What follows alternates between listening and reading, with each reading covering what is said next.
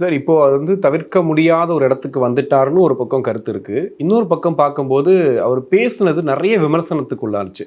ஒரு முதலமைச்சரை நீ அங்கிள்னு சொல்லுவீங்களா? அப்படின்றதுல ஆரம்பிச்சு, நீங்க பிரச்சனையா என்ன பேசுனீங்க?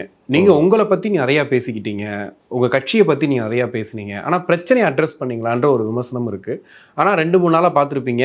டிவி டிபேட்ஸ்ல ஆரம்பிச்சு இன்டர்வியூஸ்லேருந்து எல்லாம் விஜய் விஜய் தான் இருக்கு. இன்னொரு வாரத்துக்கு அதுதான் ஓடும் போது. அதான் கேட்கிறேன். ஒரு பக்கம் இந்த தாக்கமும் இருக்கு. இன்னொரு பக்கம் விமர்சனமும் இருக்கு. இத எப்படி பார்க்குறீங்க? இல்ல அவர் முதல்வரையும், பிரதமரையும் மாண்புமிகுன்னு சொல்லி கூப்பிட்டுருக்கணும்னு எல்லாருமே சொல்றாங்க. அவர் என்ன நினைச்சிட்டாருன்னா, அந்த மேடையில வந்து அவர்கள் எல்லாரையுமே கவரணும்னு நினைச்சிட்டாரு அவரு. அந்த வந்திருந்த கூட்டத்தை கவரணும். அதற்கு வந்து நாம என்னென்ன வார்த்தைகளை போட்டால் அவங்க கொண்டாடுவாங்க, கூச்சல் போடுவாங்க, விசில் அடிப்பாங்கன்னு அவர் நினச்சிட்டாரு. ஸோ அதன் விளைவு தான் வந்து ஸ்டாலின் அங்கிள்னு அவர் சொன்னது.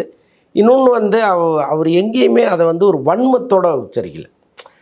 அது வந்து ஒரு இழிவுபடுத்துவது போல் அவர் உச்சரிக்கலை. அவர் வந்து அந்த இடத்துல எல்லாரையும் சிரிக்க வைக்கணும், கவரணுங்கிற ஒரு நோக்கம் ஜாலியாக வந்து. பட் அந்த இடத்துல அவர் கொஞ்சம் முதல்வரை வந்து இன்னும் கொஞ்சம் மரியாதையாக சொல்லியிருந்தா நல்லா இருந்திருக்கும்.